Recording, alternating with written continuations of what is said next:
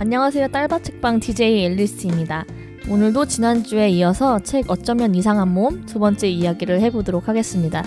지난주와 동일하게 우리 한국여성장애인연합 대표님이신 박혜경 선생님과 또 장애인 성폭력 상담소에 계시는 오남정 선생님과 함께 오늘 책 이야기 계속해보도록 하겠습니다.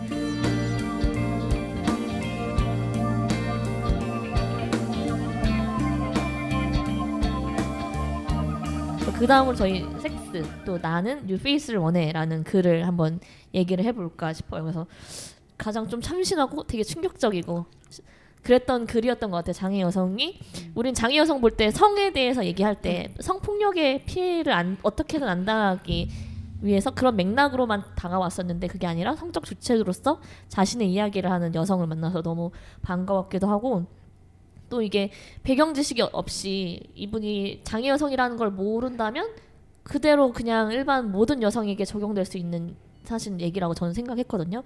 그래서 여기서는 장애랑 젠더라는 두 가지를 겪는 이제 사람들의 얘기가 나오는데 이 성에 관해서는 오히려 장애보다는 성이란 젠더가 훨씬 더 강력하게 영향을 미치고 있다라는 생각이 들어서 우리 모든 여성들의 얘기 성에 대해서는 되게 비슷하게 고민했던 부분들이 아닐까라는 생각을 하면서 좀 봤던 것 같아요. 그리고 이렇게 멋있을 수가 있나. 저는 이 챕터에서 놀랐더니 레드라는 이름으로 나오잖아요. 네. 저는 사실은 내가 뭐 잠을 잤던 남자가 몇 명이고 막 이런 얘기를 하는데 사실은 우리가 그렇거든요. 장애를 가진 순간부터 어릴 때 저는 내 장애를 안 보여주기 위해서 긴 바지를 입고 그리고 최대한 사진을 찍을 때 목발을 안 보이게 하기 위해서 야 목발 좀 치워줘 이러면서 꼿꼿이 서 있는 모습으로 어떻게 보면 나의 몸을 사실은 자랑스럽게 여겨본 적이 없거든요. 근데 이분은 휠체어를 타면서 여성장애인 당사자로서 그 당시에 우리 흔히 여기는 유니텔, 라우누리, 뭐 천리안 우리 사회자분들이 아시는지 모르겠지만 처음에 초창기 때 우리가 채팅이라는 사이트를 통해 지금은 이제 핸드폰과 뭐 어플을 통해서 하지만 그럴 때 얼굴을 안 보고 그들과 만나서 아무렇지 않게 A와 N은 어떻고 B는 어땠고 C는 어땠고 그래서 이거 보면서 내가 정말 고지식한 사람이었나 나는 왜 이런 경험을 못 해봤지? 나도 한번 좀 그렇게 성에 대해서 좀 자유로워 볼걸. 근데 지금 사실은 저도 이제 딸아이를 키우지만 만약에 우리 딸이 장애와 상관없이 ABC들이 울프면서 이런 얘기를 나한테 한다면 내가 과연 이 얘기를 엄마로서 그래 딸아 너는 정말 세상을 잘 살고 있구나 하고 얘기할 그런 엄마일까. 사실은 저도 제 자신에 대해서 좀 다시 한번 돌아봤어요. 이걸 읽으면서 우리는 흔히 장애인 이러면 내 장애를 안 보여주려고 저부터도 꽁꽁 감싸고 그 심지어 내가 결혼하는 남자하고만 나는 나의 몸을 보여줘야 되는 거지. 왜냐하면 내 몸이 그 사람이 나하고 결혼한다고 할 때는 다른 사람의 장애를 이해했고 그리고 내가 어떤 모습이든 받아들일 준비가 돼 있다는 얘기니까. 근데 전혀 관계가 없는 사람을 아무렇지 않게 만나서 잠을 자고 그 사람에 대한 평가를 이 책에서 막 내리고 할 때 난 내가 좀 이렇게 신선하다 못해 이 사람 되게 내 얼굴이 궁금하다. 가서 당신의 삶이 난 당신이 참 멋지게 살았다 생각해. 이렇게 얘기해주고 싶은 거죠. 이제 제가 이제 40대 후반을 달리고 있지만 만약에 내가 다시 그 당시로 가면 난 또 이 사람처럼 못했을 것 같아. 난 아마 지금도 목발을 짚고 그러니까 뒤로 좀 피해 다니고 그리고 누군가가 남자가 나한테 만약에 뭐 이렇게 다가와도 왜 이러십니까 하고 아마 방어벽을 치지 않았을 건데 이 사람은 자기가 먼저 자기 성적 그 자발적으로 원하는 것도 정확하게 얘기하시고 오라 그러고 나랑 오늘 작가 뭐 이런 얘기들이 아무렇지 않게 나오거든요. 그래서 저는 이거에서 사실은 조금 참신하면서도 이 사람을 되게 나이가 어떻게 되는지 모르겠지만 존경스럽다는 생각을 근데 이분이 마지막 말에 그 말을 했어요. 내가 나이가 40대 이분도 40대더라고요. 마지막에 보니까 40대로 달려서 느낀 건데 이제는 누군가를 만날 장소도 많지 않고 그리고 누군가를 만나는 게 쉽지 않다. 그 얘기를 하면서 이제 나는 내 혼자 즐기는 시간을 이제는 익숙해지고 있다. 뭐 이런 얘기가 마지막 쯤에 나오거든요. 그때 내가 그래도 한편으로 또 그랬어요. 그래 당신은 다 누려봤잖아. 막 네, 여성장애에서 당신은 멋진 사람이야 하는 생각. 사실은 현장에서 만나는 모든 여성장애인들은 성에 대해서 일단 자기 자존감이 신체에 대한 자존감이 없기 때문에 근데 그 부분은 비장애 여성도 마찬가지인 것 같아요. 정도의 차이도 있지만 생각보다 훨씬 더 자기 몸에 대해서 그렇게 자신감 있는 여성은 많지 않은 것 같아요. 아, 저는. 그래요? 예. 모르겠어요. 저는 비장애인으로 한 번도 안 살아봤어요. 저는 제가 보는 모든 비장애인들은 다 날씬하고 예쁘고 몸매도 좋을 거라는 생각을 하기 때문에 어떻든 농담이고요. 근데 저는 좀 이 섹스라는 챕터에서는 정말 신선하다 못해 이 사람을 좀 멋진 삶을 살고 있구나라는 생각을 했어요. 좀 아까 말씀드렸지 몸에 대해서 자신감 있는 태도가 너무 멋있었고 맞아요. 이게 어떻게 가능하지? 나는 왜 안 되지? 약간 되게 부럽기도 하고 어떻게 하면 이렇게 자신감 있게 자기를 수용할 수 있을까? 그게 너무 궁금했고 또 한편으로 여기 수동적인 섹스는 당하는 것이나 다름없다. 그 말이 되게 인상 깊었어요. 그래서 여성들이 장애 여부를 떠나서 대부분 수동적이지 않나? 어떤 태도나 자신의 의견을 말하거나 이런 것들에 굉장히 자신감이 없고 몸에 대한 자신감도 부족하고 그런 면에서 이 여성분은 굉장히 대단하고 이런 태도는 성에 대한 관점은 너무 좋으시고 그것들에 우리가 더 배우고 좀 귀 기울여 볼 만한 문제가 많지 않을까? 내가 보기에 이 사람은 정신적인 부분은 절대로 장애인이 아니에요. 본인의 장애는 벌써 초월을 한 사람이에요. 이게 꾸며진 자신감이 아니었던 거예요. 맞아요. 정신적으로 좋았었어요. 초월을 했기 때문에 이거는 신체로 누가 나를 장애인으로 봐도 나는 장애인이 아닌 거죠. 그렇기 때문에 자기 주도권 있게 오늘 나랑 자고 가 이런 얘기들이 아주 자유롭게 나오거든요. 그러니까 자연스럽게. 그러니까 저는 멋지다고 생각했어요. 아마 읽어보시면 알 것 같아요. 이게 애써 뭐 괜찮은 척하는 자신감이 아니라는 거를 그럼요. 아마 아실 것 같아요. 이분은 장애인이 아니에요. 제가 봤을 때. 저요. 저도 이제 마찬가지였어요. 저도 어렸을 때 좀 제 스스로 제 몸에 대해서 부정을 하거나 내 몸은 왜 이럴까라는 생각을 되게 많이 하고 외면하려고 하는 그런 또 태도도 많이 보였었어요. 특히 학창 시절 뭐 사춘기 이럴 때 더 내 몸에 대해서 부정하고 싶고 왜 나만 이런 거야라는 이제 그런 생각으로 이제 가득 찼던 시기가 있었었어요. 그리고 어쨌든 보여지는 그 뭐 걸음걸이나 이런 부분에서 비장애인과는 다른 모습이니 위축될 수밖에 없는 상황에 몰릴 수밖에 없거든요. 다른 부분에 대해서는 제가 주체적으로 살았고 자신감 있게 내가 먼저 도전하고 살았다고는 할 수 있을 것 같은데 이런 성이나 이런 사랑 이런 부분에 대해서는 특히 더 위축이 되어 있는 부분이라고 생각이 들었어요. 누가 먼저 뭐 대시를 하던 아니면 내가 좋아하는 상대가 생겼던 그거랑 상관없이 받아들일 수 있을까라는 걱정부터가 되는 거예요. 그러니까 그 상대가 비장애든 장애가 있던 상관없이 그냥 나와의 관계나 사랑을 충분히 이해하며 온전하게 받아들일 수 있을까라는 그런 의심부터 들게 되고 걱정이 더 앞서게 되고 불안하게 되더라고요.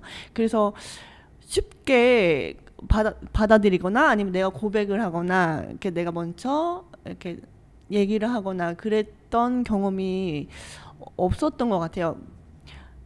다가오는 사람들조차도 제가 이렇게 벽을 치고 차단을 했던 경우가 더 훨씬 많았던 것 같아요. 그리고 그 상대가 아니다, 괜찮다, 뭐 난 너를 다 이해한다, 충분히 너를 받아들일 수 있고 사랑할 수 있다라고 말해도 저는 늘 의심을 계속해서 했던 것 같아요. 그럼에도 불구하고 계속 의심을 했고 아니야, 그럴 수 없을 거야. 지금은 괜찮다 하지만 나중에는 언젠가는 떠날 거야. 난 더 이상 너와의 관계를 유지할 수 없어 라고 말할 거야. 분명. 이렇게 확신을 가지고 항상 사람을 만났던 것 같고 그런 그러니까 이성 관계에 있어서 그렇게 했던 경험이 더 훨씬 많았던 것 같네요. 지금 이제 다시 되돌아보면. 그랬을 때 이 장애를 갖고 있다는 것이 항상 나한테는 뭔가 당당하지 못했던 것 같아요. 그 부분에 대해서는 훨씬 더 다른 뭐 내가 뭐 어떤 공부를 하거나 뭐 활동을 하거나 그런 부분에 대해서는 나는 다른 사람이랑 똑같이 할 수 있고 해볼 수 있어라는 도전 의식이 있었다면 사랑에 대해서는 그런 부분은 생기지 않았던 것 같아요. 제 스스로가. 그죠. 나이를 네. 먹은 저도 사실은 만약에 내가 20대 때 누군가가 비장애인이 다가와서 사귀자고 이랬으면 아마 그랬을 것 같아요. 동정인 거지. 이제 이런 저도요. 느낌이 들었어요. 그리고 내가 버림받기 전에 내가 상처받을 거야. 그러니까 내가 먼저 헤어지자고 해야지. 아 맞아요. 왜냐면 그거는 이제 내가 받을 상처를 미리 방어를 하는 거죠. 근데 이 책에 있는 이 작가, 이 저자는 보면 이렇게 그거에 대한 것들이 떠나가는 모습도 자연스럽게 흘러보내고 그리고 지금은 연락이 되지 않는다. 뭐 이런 얘기들을 보면서 아, 이 사람은 버림과 그리고 내가 가질 수 있는 것을 정말로 아픔으로 느끼지 않는 사람이구나.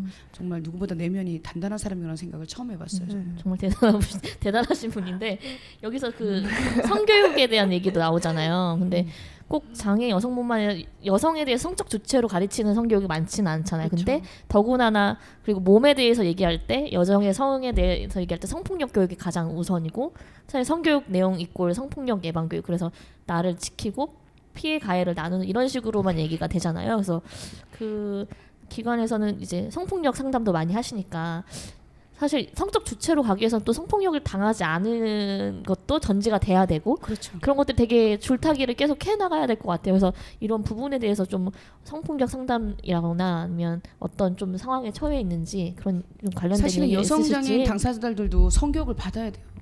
그리고 막말로 뭐 우리 학교 애들 중학교 고등학교 애들 성교육 이렇게 시키잖아요.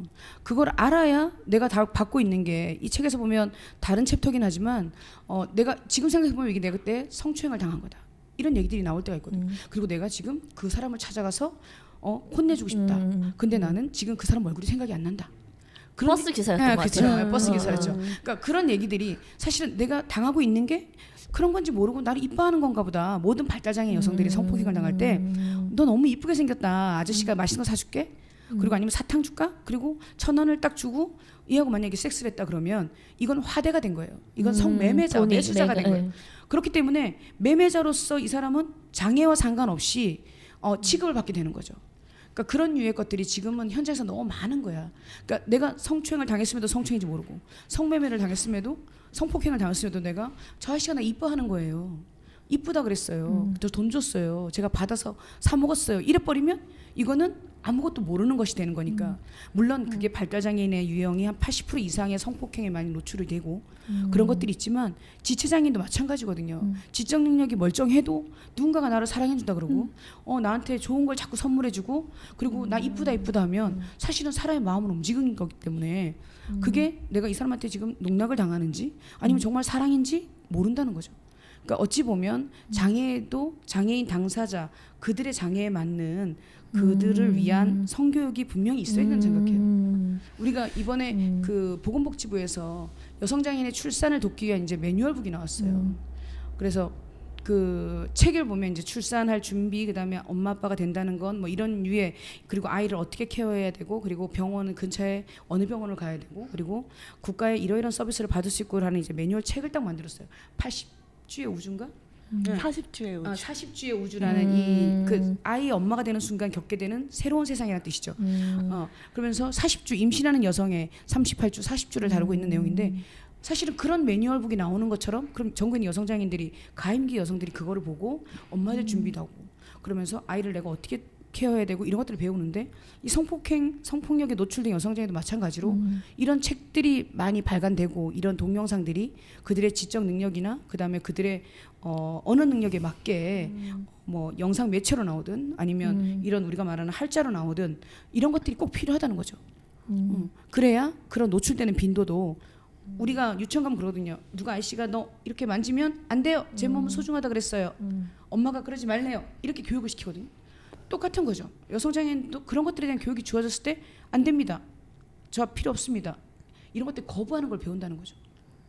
근데 그 버스 기사한테 그런 일을 겪었던 사람처럼 그 사람은 그게 거부를 못했다는 거잖아요. 당황스럽고 놀래고.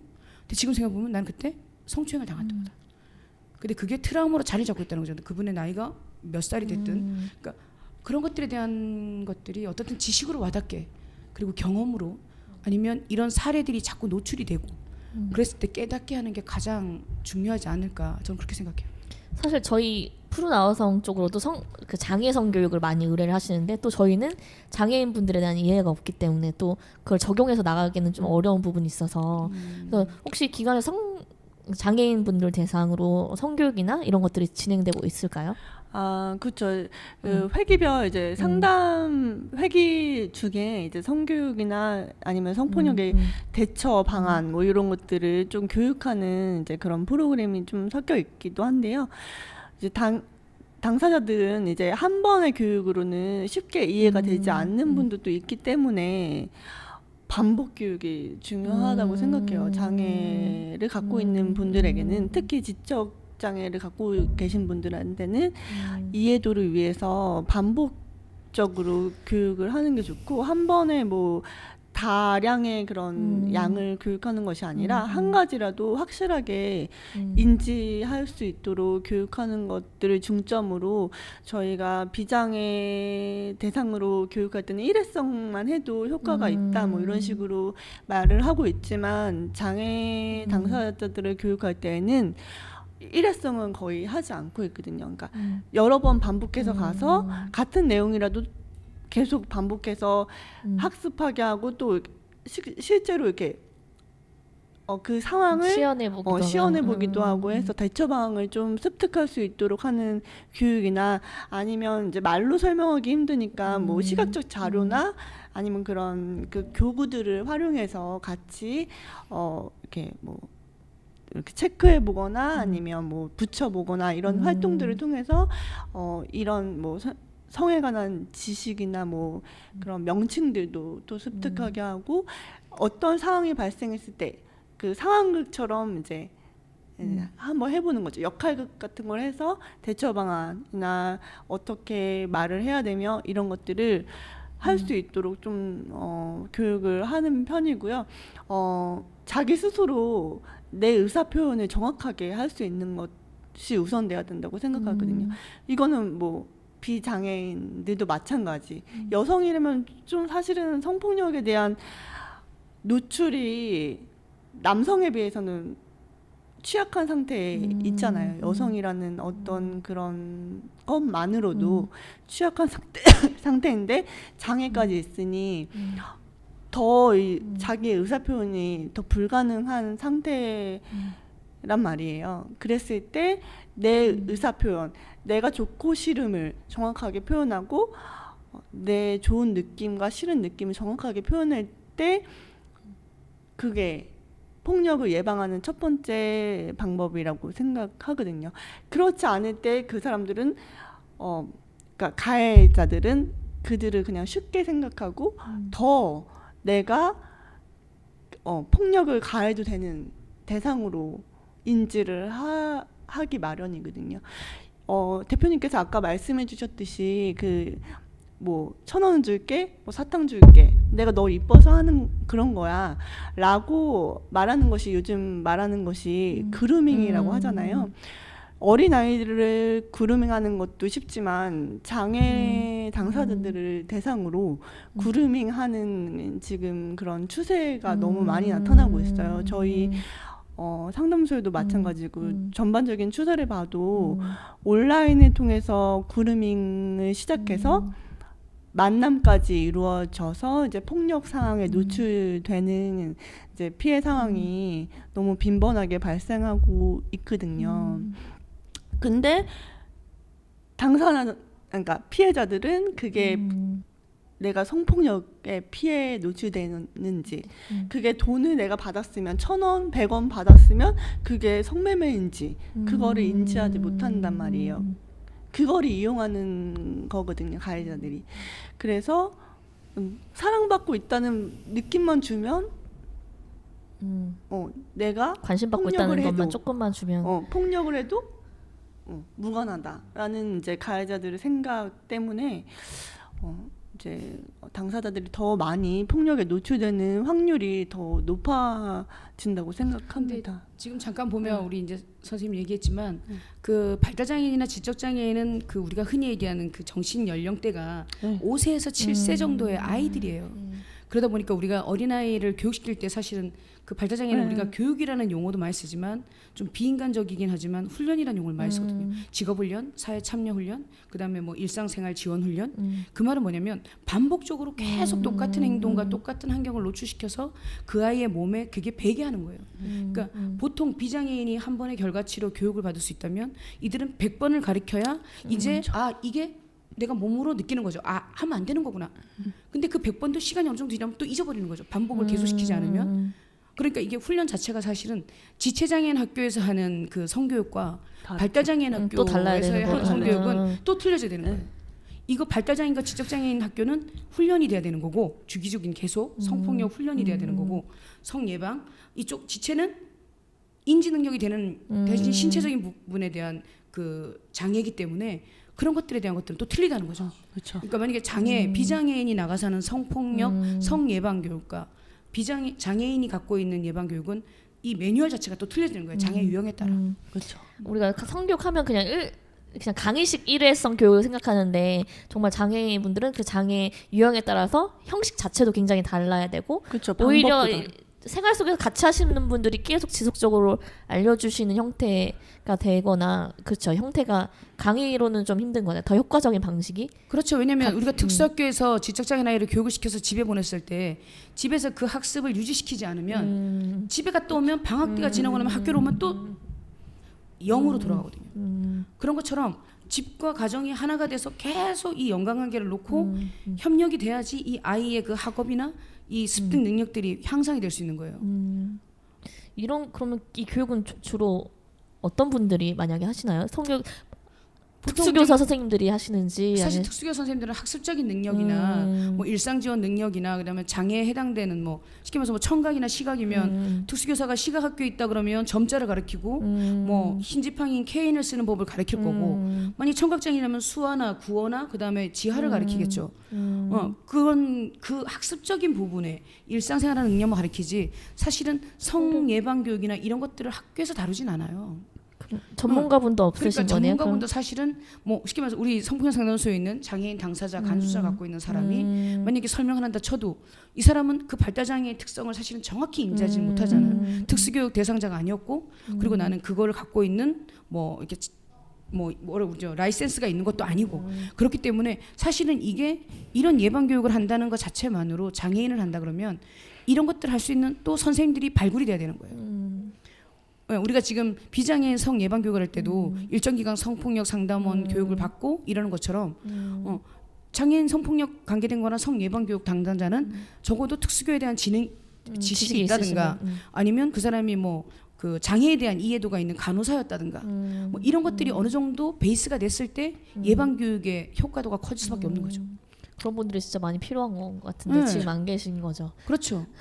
근데 지금 점점 여성 장애인의 성폭력률은 점점 증가하는 추세거든요. 증가하고 특히 있나요? 발달 장애인과 지적 장애를 가진 인지 능력이 어린아이의 수준인 사람들 같은 경우에는 거의 뭐 완전 노출돼 있는 거죠.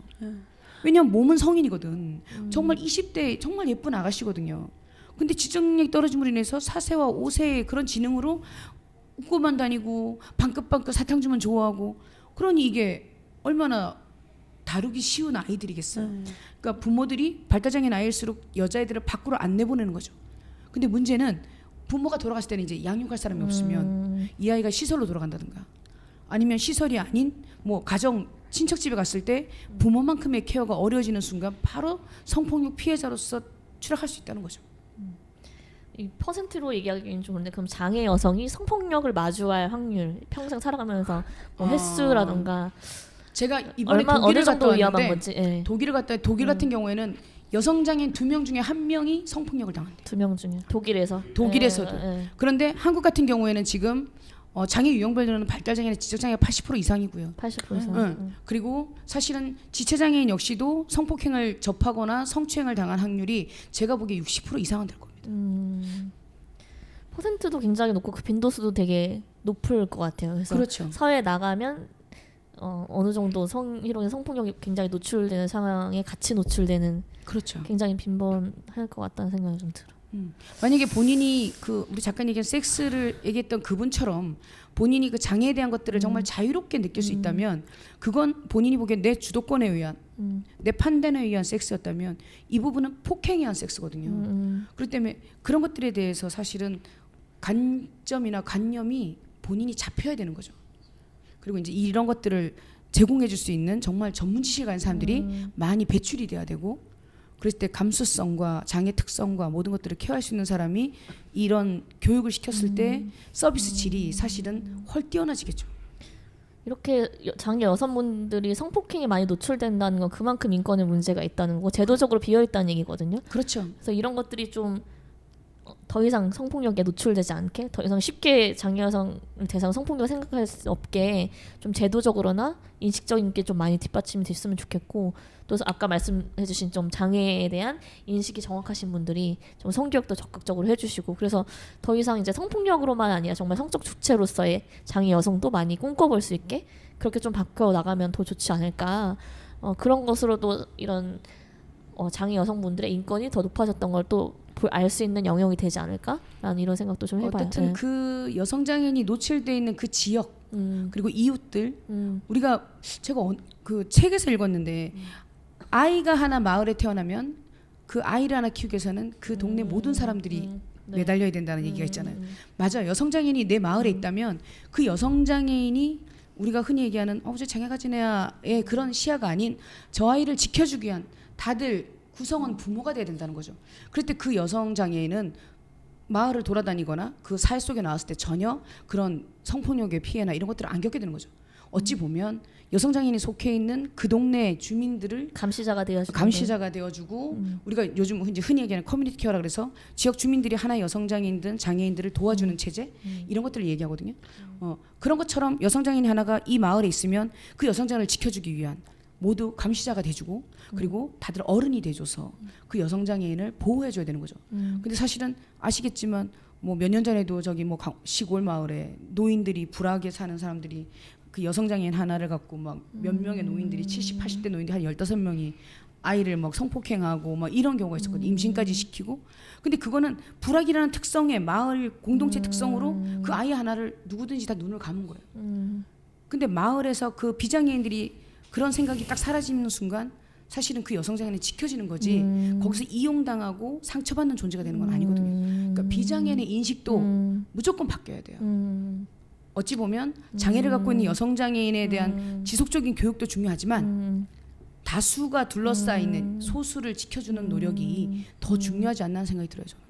저는 아까 대표님 말씀하신 것 중에 성폭력이 직접적인 남성 가해자뿐만 아니라 그거를 묵인한 많은 비장애 가해자들 분들이 시선이 바뀌셔서 이젠 감시자 역할을 같이 그쵸? 정말 성폭력을 막을 수 있는 거는 그 당사자들뿐만 아니라 그 사회를 지키고 계신 구성원분들이라는 생각이 많이 들고 정말 인식이 그냥 바뀌는 게 개인적인 변화뿐만 아니라 정말 성폭력 예방할 수 있는 데까지 나갈 수 있겠다는 생각을 지금 처음 맞습니다. 해보는 것 같아요. 네. 그게 가장 중요해요. 그 다음으로 이제 1부 마지막 얘기를 해볼 건데요. 이 얘기하고 잠깐 쉬는 시간 가졌다가 진행할게요. 그래서 마지막 저희 이야기는 모험이고요. 제목은 부푼 가슴으로 비틀거리기입니다. 그래서 이제 이야기를 해보고 저희가 쉬는 시간 좀 가져볼 텐데요. 이분은 이 책에 나오신 다른 분들보다는 장애 정도가 약하신 예, 그죠. 그러셨던 것 같아요. 그래서 어느 정도 보조기를 차면 걷는 게 가능하셨던 것 같고 본인 스스로도 나는 비장애인에 가까운 사람이야라고 스스로 생각하셨던 것 같아요. 그래서 좀 마음이 아팠던 건 이제 어느 날 이제 보조기를 차게 됐고 이제 학교를 갔는데 학교에 가서까지 찬 나의 모습을 보면서 그때서야 정말 내가 장애인이라는 거를 정말 느끼고 수업 시간 내내 하루 종일 웃었다는 얘기를 하거든요. 그러면서 내가 비장애인에 있다고 생각하고 싶었구나라는 얘기를 하시는 부분이랑 다른 장애인 친구들 보면서 약간 우월감을 느끼기도 하는 그런 부분도 나왔고 그런 얘기가 이제 나오시거든요. 그리고 이제 여성으로서 이제 가슴이 커서 브래지어에 불편했던 부분, 그래서 가슴 브래지어 문제나 뭐 생리대까지 좀 같이 생각을 해봤던 것 같아요. 그래서 이 이야기 같이 해보도록 하겠습니다. 네. 사실은 이 여성 장애인 분을 보면서 제가 느꼈던 게 저도 사실은 뭐 운동회나 아니면 소풍이나 이런 데는 가볼 생각을 못했어요. 왜냐면 내가 그들한테 짐이 될 수 있는 줄 선생님이 그리고 혜경아 너는 집에서 쉬어 학교 안 와도 돼 출석 온 걸로 인정해줄게 그러면서 수학여행 갔다 오면 조그만 접시 하나 사다 주시고 기념품 사다 기념품 하나 주시는군요. 이렇게. 그러니까 그게 아마 선생님이 나를 못 데리고 간 죄책감이었을 것 같아요. 근데 저는 그래도 정말 감사하게 저희 부모님이 제가 수학여행을 못 간다고 그러니까 우리 엄마가 그 당시에 택시를 대절했고 저희가 이제 형편이 좋은 집은 아니었는데 택시를 대절해서 저를 그 강원도 낙산사부터 통일전망에 여행을 다니셨고 그리고 하루 종일 그 택시기사와 함께 저를 이렇게 투어를 시켜준 적이 있어요. 그걸 이제 저는 경험을 했지만 대부분의 우리 장애인분들은 쉽지 않거든요. 저부터도 사실은 내가 알아서 이렇게 빠졌거든요. 지금 여기서도 이 책에 보면 본인이 알아서 저는 이제 아픈 거였다 항상 몸이 아프지 않았지만 저는 아파서 학교 못 가는 거예요. 그러니까 어떻게 보면 내 자존심을 내가 지키는 거죠. 그러니까 저는 이런 경험도 있었어요. 맨날 운동회 날만 되면 학교로 와야 된대요. 나는 운동회 가고 싶지 않은데 어차피 나는 솔밭에 앉아 있거나 교실을 지켜야 되는데 근데 교실에서 어느 순간 물건이 하나 사라지면 교실에 있던 애 나밖에 없던 거야. 그러면 너무 억울한 거예요. 나는 훔치지 않았는데. 그러니까 그런 일도 겪게 되니까 어느 순간 나는 교실에 혼자 있는 것도 싫고 학교를 안 가겠다. 솔밭에 앉아 있는 것도 싫은 거야. 그리고 뭐 운동회 날에 가서 막 다른 애들 막 달리기 하고 1등했어 2등했어 하는데 나는 옆에 선생님이 나중에 마지막에 남은 공책 하나 던져주면 그냥 그거 받아갖고 오는 내 모습도 싫었고 그러니까 이런 모습 속에서 그리고 용기를 내서 수학여행을 갔는데 이분 같은 경우는 제가 가슴이 커서 누군가 등에 업혔을 때 사실은 성인이잖아요. 고등학교 2학년 정도 되면 그러면 이 20대의 선생이 업었을 때 그 선생은 사실은 아무 느낌이 없었을까? 저는 그런 생각도 사실은 들었어요. 이 책을 읽으면서 그리고 이 한참 꿈 많은 청소년기의 여성 장애인이 자기 가슴이 그 등에 붙고 그리고 불편하게 자기 엉덩이를 만지고 이런 것들을 받아들일 수밖에 없는 현실. 그리고 선생님이 나를 무겁게 느낄까봐 여행 내내 물도 안 물을 안 먹고 마셨다는 음식도 굶었다는 그 얘기를 들으면서 한편으로는 참 그분은 나름의 자기 자신을 지키고 싶었던 거예요. 더 이상 어차피 못 모르고 나는 왔지만 한번 해볼 걸 하고 도전을 했지만 그거에 또 다른 상처를 받은 거죠. 그리고 심지어 내가 못 내리겠습니다 할 때 택시 그 버스 기사한테 추행 아닌 추행도 당했잖아요, 그죠?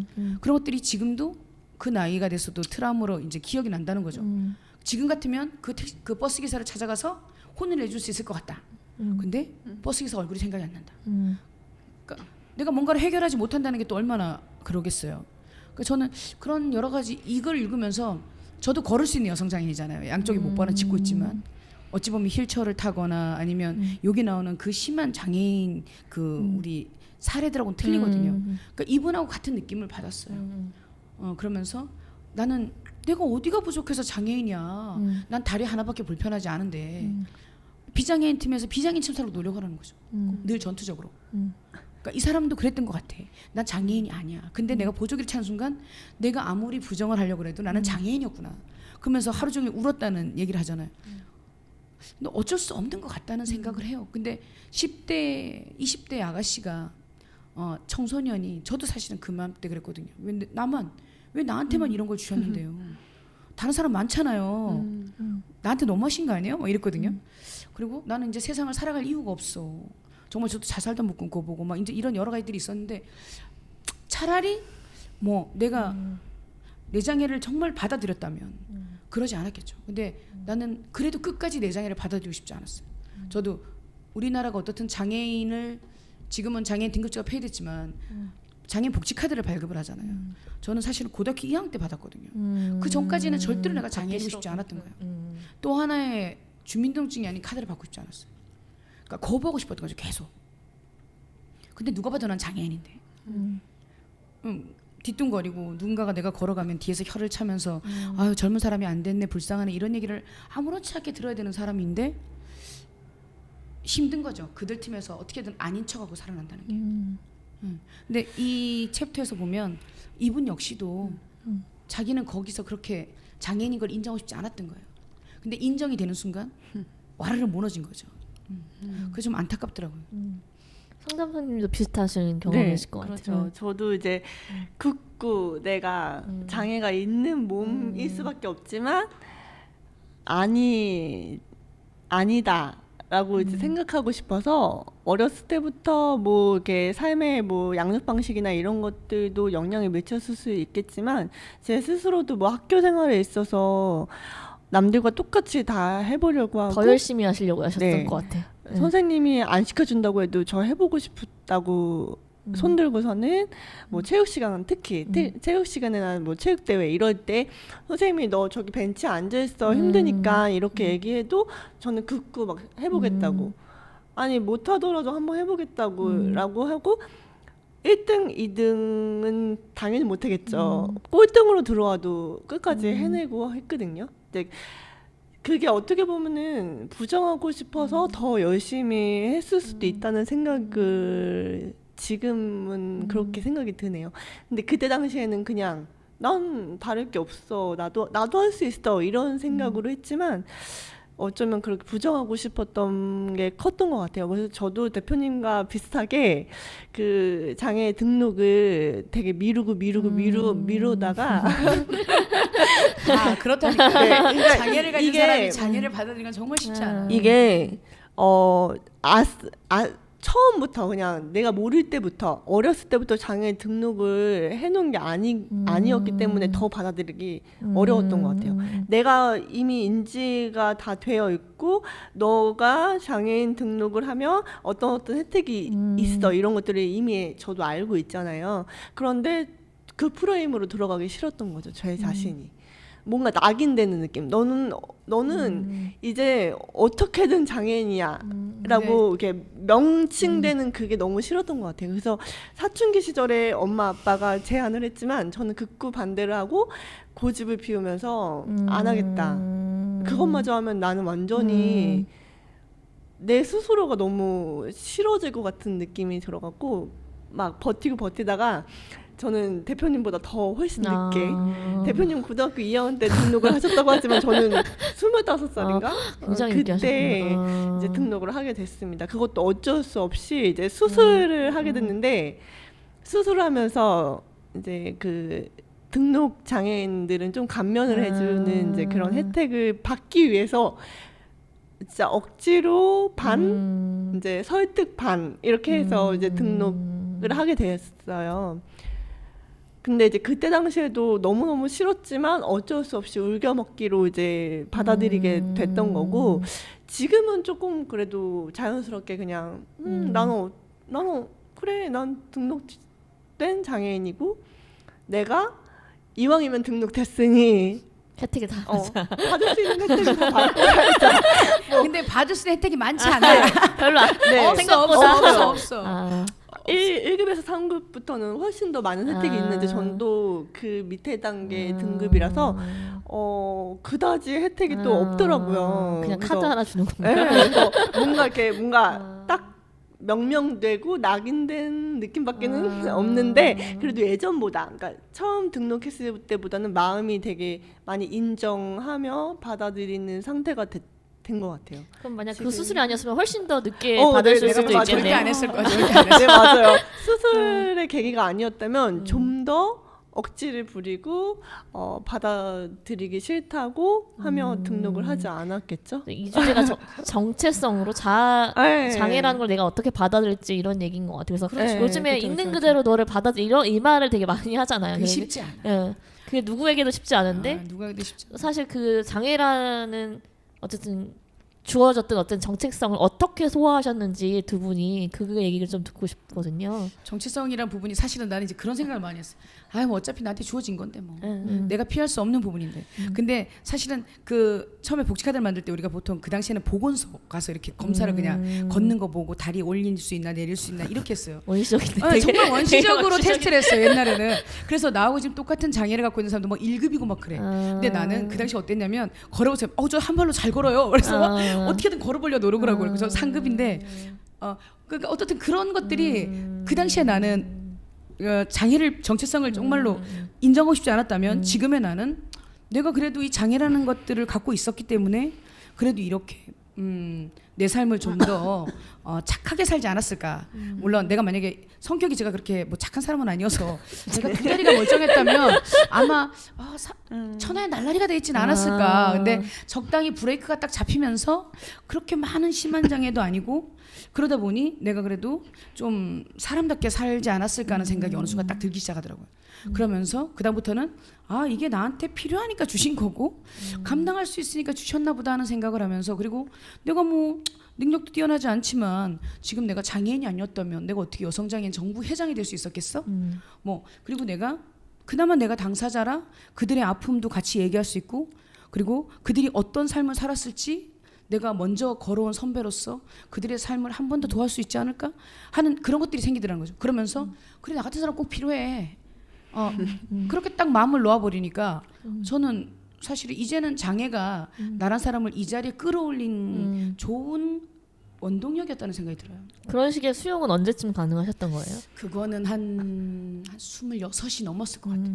왜냐면 제가 23살 때 이제 직장을 구해야겠다 막 이렇게 다닐 때만 해도 정말 그 몸으로 무슨 커피를 나르겠냐, 격리로서 일을 할 수 있겠냐, 이런 류의 얘기를 들었거든요. 그때는 이제 내 삶이 끝났구나. 이제 나한테 내 삶은 그냥 세상에 고립돼서 죽음밖에 없나 보다. 뭐 이런 생각을 했었어요. 그래, 내가 무슨 세상에 한 인원이 되겠어? 근데 어느 순간 제가 뭐 이런 다른 기회를 통해서 뭐 직업을 배우고 이러면서 다시 사회 속으로 들어가기 시작하니까 그들 앞에서 살아남아야 되니까 내 장애가 어쩔 수 없이 이제 수용을 할 수밖에 없어지는 거죠. 왜냐하면 살아야 되니까, 생계하고 직접적으로 되니까. 근데 그러면서도 그들한테 모든 말에 상처받고 그리고 자꾸 좌절하고. 근데 저는 그렇게 생각해요. 그릇은 자꾸 깨져야, 나란 사람은 자꾸 부서져야 더 단단한 그릇이 만들어지고 더 좋은 사람이 되는 것 같아요. 그러니까 우리가 보면 부모들이 아이를 키울 때, 장애인 아이를 키울 때 애가 상처받을까 봐요. 얘가 세상에 나가서 어떻게 살까요? 뭐 이런 얘기를 할 때가 있어요. 근데 저는 좀 밖으로 풀어놓을 필요는 있다고 생각해요. 그래서 그 상처도 겪어보고 비바람도 맞고 넘어져도 보고 무릎에 피도 나봐서 아프구나, 이제 다음에 넘어질 때 조심해서 이렇게 요령껏 넘어져야겠구나, 이런 기술도 배우고 그게 필요하다는 생각해요. 피할 수 없는 삶이라면 즐겨야 된다고 생각해요. 26살 때쯤에 이제 사회생활을 시작하면서 이걸 사회 안에서 제가 너무 많은 상처를 받았기 때문에 비장애인 팀에서 첫 직장 안에서 23 겨울에 일했던 첫 직장에서 장애인이 저밖에 없었거든요. 그러면서 그들과의 그 삶에서 살아나가야 되니까 내가 강해지고 내가 내 장애를 받아들일 수밖에 없게 되더라고요. 그래서 이제 40대 후반에 이 나이에도 이제 그나마 계속 그것도 과정 중에 있는 거 아닐까요? 그럼요. 자기를 계속 제 그릇은 과정들은. 깨지고 있는 거죠. 장애인 틈에 있어도 계속 깨지는 거예요. 그릇은. 우리 성남 선생님, 오남정 선생님. 저는 뭐 제가 이렇게 인지를 가지고 제가 언제 이걸 어렸을 땐 모르니까, 그죠? 넘었고 아예, 뭐 한계를 받아들였는지 보다는 저는 그냥 어렸을 때부터 자연스럽게 그냥 그러니까 아까 말씀드렸듯이 그냥 다른 사람이랑 똑같이 난 할 수 있어, 이런 마음으로 그냥 항상 도전해보고 한번 시도해보고 이런 것들 때문에 굳이 막 이렇게 내가 뭔가 차별을 받거나 이랬던 기억은 많이 없어요. 그리고 주변 뭐 이렇게 유치원을 가거나 아니면 학교를 입학했을 때에도 물론 뭐 걷는 모습이나 뭐 내 외적인 모습은 좀 다르게 보일 수 있지만 저와 관계 맺는 모든 뭐 친구들이나 담임 선생님들은 저를 뭐 장애를 가진 친구 이니까 좀 더 배려를 하거나 좀 더 다르게 대하거나 그런 생각은 아니었던 것 같아요. 왜냐면 그냥 똑같이 그냥 라고 생각을 했고, 너가 조금 몸이 불편하니까 내가 좀 배려해줄까? 이렇게 특별하게 저를 대해주지 않았거든요. 그리고 엄마의 양육도 마찬가지였어요.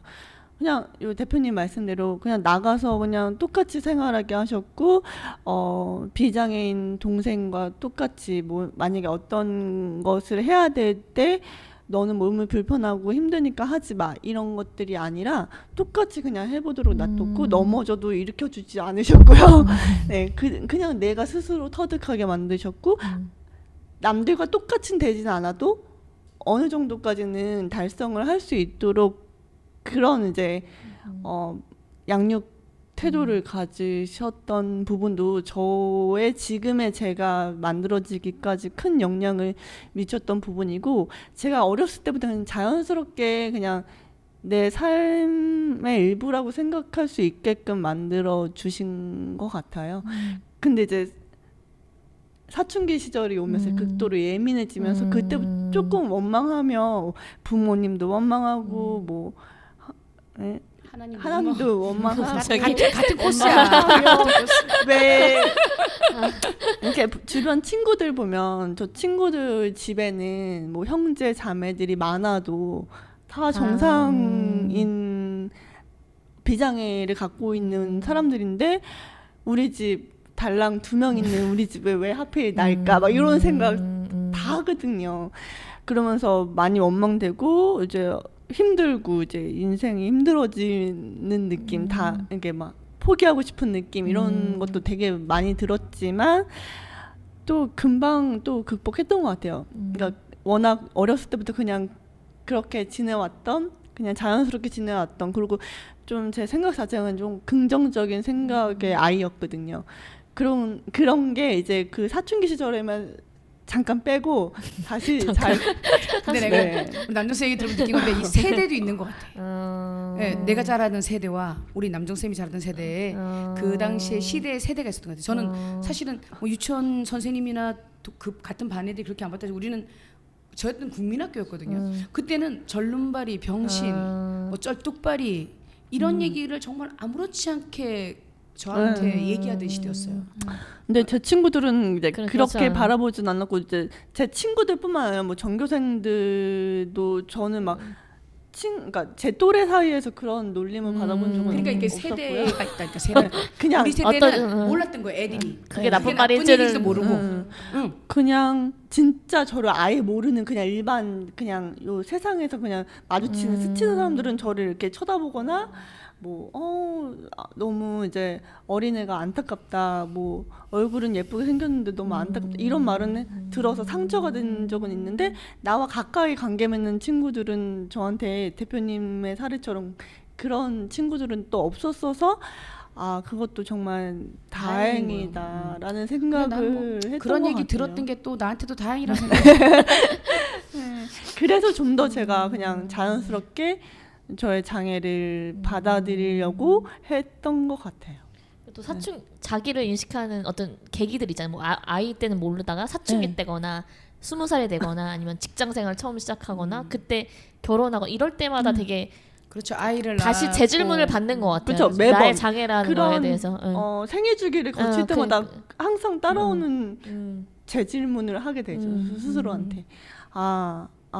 맞다, 장애였구나. 나는 몸이 불편하구나. 다시 한번 계속 인식될 수밖에 없는 상황이 오기는 하는 것 같아요. 그죠. 매 주기보다. 남정쌤도 이제 만약 배우자를 만나고 이럴 때도, 저는 이제 배우자를 만나서 결혼했지만 전 그랬던 것 같아. 내가 뭐가 부족해서 장애인을 만나. 내가 뭘 이랬는데, 사실은 이제 저는 지금 신랑이 저보다 장애가 더 심하거든요. 근데 이렇게 살아보면 사실은 그 신랑을 만남으로 해서 심리적인 부분은 같이 의지하고 같은 장애를 갖고 있음에 이런 서로 위로하고 동화되는 부분은 진짜 큰 것 같아요. 근데 만약에 내가 비장애를 만났다면 그가 아무렇지 않게 내뱉는 말에 상처받았을 것 같고, 그리고 그 말에 정말로 뭐 이혼까지 생각하고 정상적인 가정을 이끌지 못하는 그런 삶도 살아보지 않았을까 하는 생각이 들 때가 있고, 사실은 아이들이 지금 이제 제가 2명의 딸아들이 있는데 그 아이들도 어찌 보면 저는 그랬거든요. 내가 나중에 장애인을 만나서 결혼하면 엄마 아빠 오세요 이러면 누구는 휠체어 타고 가고 누구는 목발 짚고 가면 우리 아이가 내가 어릴 때처럼 야 쟤네 엄마 병신이래, 쟤네 아빠 병신이라 목발 짚고 왔어, 이런 얘기 들으면 어떡하지? 뭐 이제 이런 것들, 그리고 내 장애로 인해서 내 아이가 놀림의 대상이 된다거나 이런 걸 내가 과연 어떻게 감당할 수 있을까? 근데 사실은 감사하게도 우리 아이들은 내가 그런 것들을 생각했지 우리 아이들은 그렇게 생각하지 않더라고. 그래서 만약에 친구들을 갑자기 막 집에 막 데리고 가서 내가 놀래서 애들을 맛있는 거 막 사서 보내고 난 다음에 물어봐요, 우리 애들한테. 야, 친구들이 엄마 아빠 보고 뭐래? 이러면 걔도 아무 말 안 하던데? 엄마 좀 무섭게 생겼대. 이제 이런 얘기? 내가 원하던 답은 너네 엄마 장애인이더라, 너네 아빠 장애인이더라, 몰랐다, 뭐 이런 얘기가 나올 줄 알았는데 그렇지 않더라는 거죠. 내가 자라던 세상과 세상이 많이 변했구나. 그런 느낌을 또 가졌어요, 사실은. 그러니까 그런 때인 것 같아. 엄마가 됐을 때, 결혼을 할 때, 내 삶이 한 번씩 변화될 때, 그때 내가 내가 장애인이었구나. 이런 좌절을 느낄 때가 있다는 거죠. 한 번 더 나를 돌아보게 되는데 아마 남동생도 이제 만약에 뭐 상견례를 한다거나 그런데 뭐 비장의 남편을 만나서 상견례를 하는데 이런 생각할 수 있잖아요. 시부모님이 내가 장애인 거 알고 결혼을 반대하면 어떡하지? 맞습니다. 이런 류의 걱정을 사실은 하거든요. 걱정이 근데 사실은 그거는 걱정할 이유는 아닌데 어찌 보면 나라는 내가 내 장애를 정말 수용했다면 나는 사실 그들의 시야를 겁낼 이유가 없는데 그런 것들이 이제 걱정이 되는 시기가 된다는 거죠. 저 같은 경우에도 그나마 신랑이 장애인이기 때문에 시부모를 만날 때 사실 떳떳했거든. 근데 만약 내가 멀쩡한 비장애인 남편을 만났다면 나 역시 괜히 제한인 것처럼 이 결혼 못하게 하면 어떡해? 반대하면 어떡해? 이러지 않았을까 하는 생각이 드는 거예요. 그러니까 이게 세계적으로 계속, 어쩔 수 없이 다 이어지는 것들인 것 같아요. 저 이제 브래지어랑 생리대 얘기를 좀 해보려고요. 여기서 그 얘기들이 나오는데 비장애인, 장애인 하지 않더라도 여성의 몸 사이즈가 되게 정상 체중에 맞춰져 있고 그걸로 속옷이나 또 생리대도 나오잖아요. 옷뿐만 아니라 그래서 처음에 이분이 자기는 생리할 때 피가 나와서 죽는 줄 알았다. 생리에 대한 큰 교육도 병이 받아보지 않았다라고 얘기하시고 이분은 장애 정도가 좀 심각하지 않으셔도 상관없는데 장애가 정말 심각하시는 분들은 생리대를 어떻게 착용하지? 이분들한테 맞는 사이즈와 형태는 있을까라는 생각도 해서 또 브래지어는 또 어떡하지? 어디서 어떻게 구하시지 이분들은? 약간 이런 생각들을 했거든요. 그래서 그런 것들을 어떻게 하고 계신지 좀 불편하신 사항들, 개선돼야 될 점들은 어떤 부분들이 옷에 관한 부분일 수도 있고요. 그렇죠. 사실은 이분 이제 얘기를 들으면서 그 마지막 그쯤에 보면 그게 나오잖아요. 왜 홈쇼핑은 다 세트로 파는 거야? 왜냐면 사이즈가 다른데. 사이즈가 다른데 나는 위에는 크고 밑은 작은데 왜냐면 장애인들은 지금 이 대상자는 하체잖아요. 그럼 사실은 하체가 약할 수밖에 없어요. 허리 사이즈도 약하고 그러니까 이게 브래지어와 이 팬티 사이즈는 틀릴 수밖에 없어. 그리고 목발을 짚다 보면 가슴이 커질 수밖에 없어요. 왜냐하면 이게 계속 어깨 운동을 하고 발육이 되기 때문에 상체 근육이 커질 수밖에 없어요. 그러다 보면 당연히 브래지어는 커질 수밖에 없겠죠. 그게 뭐 사이즈의 차이로 커지든. 근데 저는 이분하고 또 상관없이 그 생리에 대한 부분에서 그 중증장애인 여성 있잖아요. 왜 못 움직이고 언니들이 나 쟤하고 둘이 있을 제 거면 생리하면 뭐 생리하면 나 집에 안 들어올 거야. 그런 얘기를 들으면서 그리고 사실 시설에 있는 여성 장애인들 같은 경우에는 그 불법으로 정말 그 자궁을 드러내는 수술을 많이 해요. 생리를 누가 치워줄 거냐. 그리고 활동보조인 선생님이 와서 생리를 닦아주거나 뭐 이런 일이 생기거든요. 근데 그런 얘기처럼 근데 요즘은 제가 보면 뭐 입는 생리대도 나오고 사실은 그런 여러 가지들이 개발되면서 여성 장애인이 누워 있음에도 그 입는 생리대를 통해서 누군가가 내 팬티에다 패드를 안 받쳐도 되고 그런 것들이 대치가 된다는 거죠. 이제 팬티 대신 입혀주면 되는 거니까. 그러니까 방법은 많이 좋아지는데 저는 그런 것도 있는 것 같아요. 그 장애인들이 편한 옷이 있어요. 지금 저 같은 경우에는 목발을 짚으니까 양쪽에 짚으면 단추 있는 블라우스를 입으면 목발 때문에 브라우스 단추들이 벌어져요. 그러니까 이게 어느 순간 어떤 걸 하냐면 단추하고 단추 사이에 이렇게 또 호크를 다는 거야. 가운데다가 이 옷은 입어보고 싶고 근데 목발을 짚을 때마다 단추하고 단추구멍 사이 간격이 벌어지니까 그 사이를 촘촘하게 만드는 거죠. 그러니까 그런 것처럼 여성 장애인이 만약에 브라우스가 입고 싶은데 이게 단추는 그대로 살리되 속은 박음질을 해버리는 거죠. 누가 봐도 저건 브라우스야.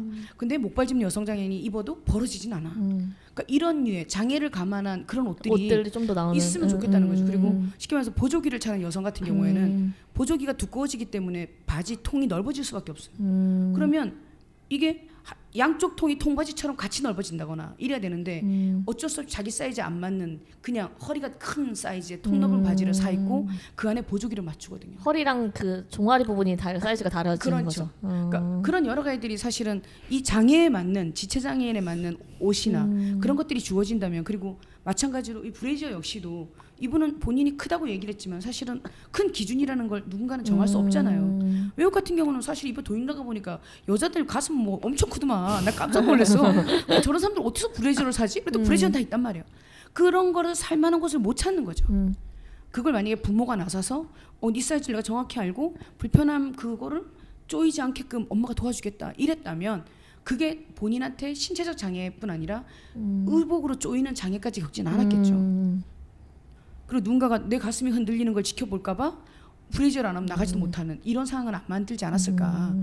그런 생각들이 들어요. 저는 사실은 이건 어찌 보면 부모가 자식한테 같은 여자가 여자로서 이런 교육을 시켰어야 된다 생각해. 생리대를 차는 교육, 그리고 너가 몇 살이 되면 생리가 생길 거야. 그건 너가 엄마가 될 준비가 됐다는 거야. 그리고 이제 네 몸은 소중해지는 거야.부터 시작을 해서, 그리고 너 이게 브래지어만 해도 우리 부모가 자식한테 관심 없으면 얘는 분명히 초등학생이라 이제 짜장면 한 그릇씩 먹을 수 있는 애인데 얘를 아직도 유치원생으로 보는 거죠. 엄마랑 반 갈라 먹자. 너 이거 한 그릇 다 못 먹지? 근데 어느 순간 야 얘도 한 그릇 줘봐. 이거 한 그릇 다 먹으면 이거 한 그릇 다 먹네? 그제서야 한 그릇을 시켜주는 부모들이 있거든요. 똑같다고 생각해. 이 브래지 역시도 나는 얘가 아직도 애 같아서 생각을 안 했는데 얘가 이런 게 있었구나. 그러니까 이게 관심의 척도였지 않았을까. 그런 것도 있고 표준의 기준이 너무 좁아서 생기는 장애들이 많은 것 같아요. 이거는 이 분해 몸에 대한 것뿐만 아니라 맞아요. 표준의 기준이 너무 좁아서 요즘 생기는 4455는 정말 아니라고 생각해. 그건 마네킹 옷이지. 난 정말 누가 내가 웃으면서 제가 44이 됐을 때 그랬어요. 나 살면서 44는 처음 겪어봐. 농담 삼아 얘기했는데 어떻든 그런 것 같아. 표준이 너무 이게 획일화돼 있고 우리가 정한 그냥 관념 안에 그 사람을 틀을 맞춰버리잖아요. 근데 그걸 장애 특성과 상관없이 보통 여성과 그리고 보통의 사람들 기준으로 만들어 버리니까 그걸 벗어나는 그 순간 나는 내 신체적 장애와 상관없는 또 다른 별도의 장애가 있는 여성이 돼 버리는 거예요.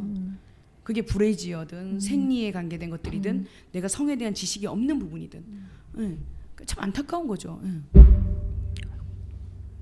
네. 아니, 너무 잘 말씀해주시고 공감되는 말씀을 해주셔가지고 네 저는 뭐 따로 여기에 대해서 길게 말을 안 해도 될 것 같아요. 너무 이렇게 뭔가 비장애인의 표준이라는 것이 너무 되게 좁잖아요. 그러니까 우리나라의 표준 이상적 몸매는 5호 사이즈, 4사 사이즈잖아요. 거기 안에 속하지 않은 비장애 여성들은 다이어트를 하면서 사실은 맞춰가려고 하죠. 네, 그렇게 어떻게 뭔가 자기 몸을 혹독시켜서 뭔가 그 사사 사이즈, 표준에 5호 맞춰가려고 하죠. 사이즈에 맞춰가는 그런 이제 프레임을 다 갖고 살잖아요. 어떻게 보면 4사나 5호 사이즈에 맞지 않는 모든 여성들은 다 장애인 맞지. 장난 아니 당사자일 표준이 수- 아니라는 의미에서 네, 같은 비정상이라고 이렇게 뭔가 프레임 안에 갇히게 되는 거잖아요. 예. 그렇게 봤을 때는 네, 너무 좁은 프레임인 거죠. 근데 이런 잣대도 사실은 인간이 만든 그쵸. 거거든요. 사람이 만든 거고. 그 정상화의 범위가 어디까지인데요, 사실은. 아무도 알 수 없는 거지만 누군가가 기준해 놓은 정상화에 포함되지 않으면 마치 비정상인 것처럼 간주되는. 특히 또 거기다가 장애까지 있으면 더 비정상으로 보는 시선들, 사회적 인식들이 가장 큰 문제이지 않을까 싶어요. 그런 게 조금 바뀐다면 그런 기준 또한 바뀔 테고 그러면 이런 불편함도 줄어들 거라 생각이 들어요. 네. 누구든 비정상인과 정상 프레임에서 자유로울 순 없다라는 네, 그렇죠. 얘기로 네. 오늘 1부를 마무리해 보도록 하겠습니다. 오늘 딸바 책방에서는 박혜경 대표님 또 오남정 상담사님과 어쩌면 이상한 몸 이야기를 해봤습니다. 그래서 오늘 못다한 이야기는 다음 주 2부에서 이어질 계획인데요. 다음 주 방송도 많이 기대해 주시고요. 다음 주 북스토스 2부에서 만나 뵙도록 하겠습니다. 감사합니다.